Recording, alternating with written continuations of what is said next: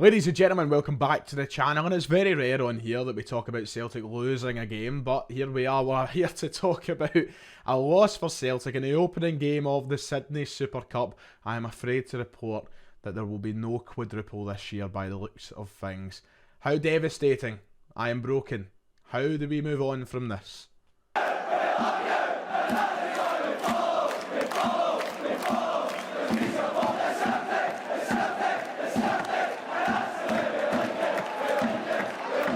Make sure to hit like and subscribe if you haven't already, it'd be much appreciated. We're aiming for 37,000 subscribers on the channel, we're well on the road, so if you haven't already, please hit the big red button below, it's absolutely free. Ange out then, are we all Ange out? Is that the side of the fence we're on? Disgraceful from Celtic today, absolutely abysmal. We should hang our heads in shame. If you can't tell, I'm being sarcastic, but Celtic losing 2-1 to Sydney FC in the opening game of the Sydney Super Cup, and a game which Celtic were very lethargic looking. We didn't look the same side we normally are, and albeit a friendly, the manager still very disappointed. We'll talk about that a bit later on, and you still don't want to lose games. If it's a friendly or not, the aim is to win football matches, but sadly today, that wasn't the case for Celtic as we lose to what were a pretty decent side, I must admit. I didn't expect them to be as good as they were. Maybe that's a case of the old European underestimation once again, but fair enough to them. A win for them, and that'll be great for them, I suppose. But Celtic, we need to pick ourselves back up on Sunday, try and get a win against Everton. But it was still a fun experience. I enjoyed the novelty of being up at 9 o'clock this morning to watch, or before that, to watch Celtic play in this game. It was something a bit different. Not something I think I could get used to, but certainly a good one-off thing. That's why the video is actually up so late. Usually my post-match reaction would be, as soon after the game as possible. But I didn't want to come on here looking like a corpse. So I had to get showered, get the makeup done and all the rest of it. All that jazz. And that's how we're finally here. But it was nice. Big stadium. Good enough crowd there as well to watch Celtic. Just disappointing that we couldn't go over and win the game, but as I said, a friendly game. We'll talk about it with some reservations. We're not going to be too critical. Our league form more than makes up for losing a friendly game in the World Cup break, but yeah, let's talk about it all. Not ideal, of course, defeat for Celtic, but a game in which, we got to see a lot of rotation, which was good. But I think one of the main things to be considered, and I don't like making excuses for us when we lose games, but I think that you could see in the team that probably jet lag had a big part in our performance to play today. Just remember this, we've not been in Australia that long, and if it was me that was over in Australia playing in that game tonight, I'd have been done in, because I don't know, my sleeping pattern's bad enough over here to adjust to a completely different cycle over the other side of the planet is a completely different story. I wouldn't even want to imagine trying to play a game of football after only being there for a few days. And I think you could see that in the players. And I seen a really good point on Twitter. I'm going to nab it, so I'm sorry, Connor. You know who you are if you're watching. Who made a really good point on Twitter. There was only one player who looked sort of sharp for me in the opening 45 anyway. And that was Kyogo. And I think a big part of that is Kyogo was the only guy in the starting 11, really, who's been used to flying over to the other side of the world to play football in a very kind of quick or short time period. When he flies over to play for Japan, he's used to this sort of thing. He's done it before, whereas everybody else, the starting 11, hasn't really done that. Edoguchi, I know he's Japanese, but he's never in the national team. Aaron Moyes, of course, away with Australia. Dyson Maeda away with Japan. So Kyogo was really the only player in the starting 11 who has experienced something like that before, such a quick turnaround of sleeping schedules and playing football. And I think that was seen in the first half. He looked the sharpest out of everyone, and I think everybody else was just a little bit of lethargic. They weren't really playing up to speed.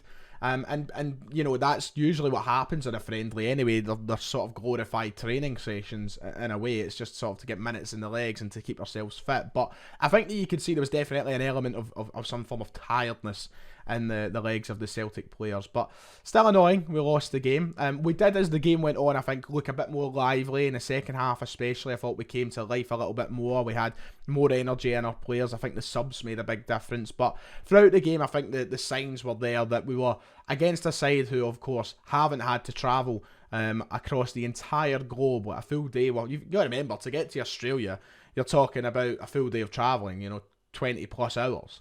So I think you could see the difference between a side who didn't have to do that, playing in their home stadium, and then a side who did have to do that in Celtic. And another reason not to read into things too dramatically as a Celtic fan is you've got to remember the amount of players who played today who have barely kicked a ball all season was huge. You know, you've got Sigrist in goals, who fair enough is a goalkeeper anyway, but the likes of Stephen Welsh, Oliver Abildgaard, Yosuke Ideguchi, for example, you know, and the midfield in particular today, you know, it was a team of players who haven't really seen a lot of football. And I guess this was a really good exercise for them to, number one, kind of evaluate their progress and see where they are in terms of the squad standings, but to also just get minutes in the legs, to also give them the opportunity to play football, because Abildgaard, I think there was a little bit of hype around him coming in on deadline day. You know, I think people were excited we were signing a holding midfielder, but he's barely seen the football pitch since. Yosuke Ideguchi hasn't seen a football pitch, simply put. You know, we've seen cameos from him once or twice, but aside from that, this was a big opportunity for him today. So it was a good exercise for players like that, I would say, that got the opportunity to kind of show what they've got on a grander scale. The only annoying thing about it was they probably weren't the greatest, were they? But once again, you have to take these games with a pinch of salt. I don't think it's the be-all, end-all. I think that Abildgaard and Ideguchi, yeah, they weren't exactly great.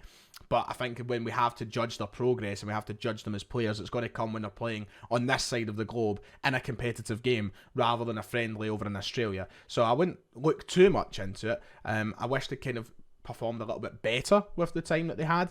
But I think that goes around the whole team. I don't think it was just those two in particular, for example. So yeah.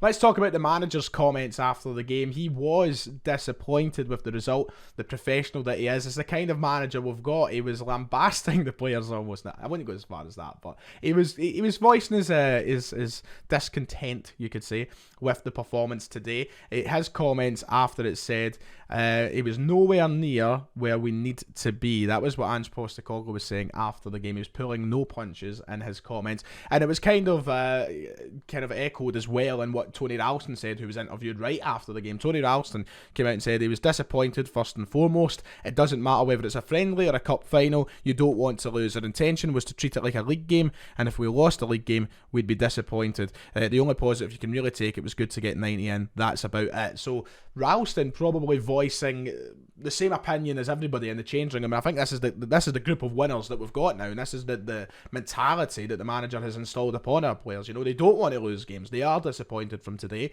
and I'm hoping that means we bounce back on Sunday with a win over Everton. But I love that. I do, you know, for as much as fans, and I'm sitting here saying, you know, let's not read too much into it, it's not overly concerning. I think that's fair. But I think it's also fantastic that we've got a changing room of players who are bothered by this. We've got a manager who's bothered by this, and they want to build on that and improve on that in the next game. They're treating it like a league game. They're not treating it like a friendly. That's great. And I think for us as fans, we can be a lot more relaxed. But the professionals on the park, the fact they're treating it with such a respect and they're treating it with such importance is great to see. Because I think that, you know, most managers in the professional game and most teams will do that. But obviously there's a lot of people who don't. And we're lucky that we've got this sort of changing room of talent that we have right now. We looked better in the second half, despite the fact we did concede. They scored against the run of play almost, you would say. I thought that in the build-up to their goal, we were all over them. We dominated possession. We were actually making a lot of chances. I thought Haksabanovic was looking really lively on that right-hand side. Jota was doing well on the left. I thought there was probably a goal coming for Celtic in that moment. The changes made a big difference, but against the run of play, you could say, they did find a goal, Sydney, and that made it really difficult for us to come back from, and we didn't have that cutting edge in the final third. It was almost, and I've seen a lot of people making this comparison, and to compare a friendly to a Champions League game is kind of crazy, but there was a lot of similarities to how we play in Europe. You know, we have the ball, we did make chances, but we just didn't do the final thing, and that was score goals. And we probably had more opportunities in the game that we should have scored from, but we didn't. Despite that, I think we did look better in the second half. As I said earlier in the video, I think we came to life a little bit more, but Sydney held out really well. They defended well as well, I thought, and you know, they made it difficult for the likes of Kyogo to find the channels that he normally would. Yeah, it was a difficult game. I kind of want to touch on the opposition for a moment. Despite being sixth in the A-League this season, they looked a decent side, Sydney. I tweeted jokingly during the game that they would finish second in the Scottish Premiership with the kind of challenge they gave us. And, you know, I was joking. I mean, I think that if you suddenly put them into the Scottish Premiership, it would change dramatically. You can't just suddenly say that they're this or that, right? It was mostly a joke. But at the same time, I actually watched Sydney today and I went, right, this is a team who have significantly less talent than Celtic do. You know, no disrespect to them. Fair play on the win today. And they looked a decent unit. A decent outfit, I should say. But the difference was, and I know it was a friendly, and I know Celtic looked tired, and it would change completely if it was a competitive game over here or whatnot, but they actually went for it. They played football, they played some decent stuff, and they made just as many good chances as Celtic did through the game. You're looking at times they hit the bar. I think it was 2 or 3 times that they should have really scored and the bar saved us. Siegrist had to make a couple of big saves as well. They came out and they played football, and that, for me, says that they are a side that, taking joking aside, would finish quite highly in this league. And that's the big difference between Celtic playing the likes of Sydney and then when they play in this league, because everybody just wants to play the low block, sit 10 men behind the ball against Celtic, and that's that. There's no creativity, there's no imagination. Teams managed by dinosaurs who don't want to give it a proper go, and that's the difference in progression in our cut. That's why, you know, I've said for the last, and I'll stand by it, and I do genuinely believe it. I think that Scottish football is in probably the worst state it's been in terms of quality that it has been for a long time, and I do believe that. People throwing up screenshots of St Mirren beating us 2-0 in reply to my tweet. One game. We have won 14 and lost 1 this season. In our last 53 league games, we have lost 4. We've won 49 out of 53. Motherwell couldn't get past, who was it again? The team from Ireland, wasn't it? Can't remember their name now. It's escaped my head. But Kelly couldn't get past Connors K. I'll tell you right now, Sydney would beat those teams. I'm confident of that. And I see a lot of Australian fans saying, oh, they're not that great, blah, blah, blah. And I can understand that. They're 6th in the table. But they gave it a good go. They looked decently organised. And they didn't hide away from anything. Whereas I think that the problem with our country is there's such a lack of ambition when it comes to playing the top 2. Celtic and Rangers. Friendly, it's hard to weigh up. It's hard to say that would translate over to playing us in a competitive game, because it probably wouldn't. Celtic would be a lot better, would look a lot fitter. We wouldn't have, you know, maybe if we could take jet lag out of it, it would be a completely different game as well. But, you know, I just think that they were a side that looked decent, and it was a lot of weird replies to what was kind of a half joke of a tweet. Anyway, I think it was still a really good exercise. It was really fun to watch on. We've obviously got that one game against Everton I look forward to. I think that kicks off at something like 3:45 in the morning. Thought Mob lied to me. It said it was 9:05 on Sunday morning. No, it's like 3:45. So I don't quite know if I'll be up for that one. I'm not going to make promises. I've seen that Hamish and John have already promised a post-match reaction stream at 5 in the morning.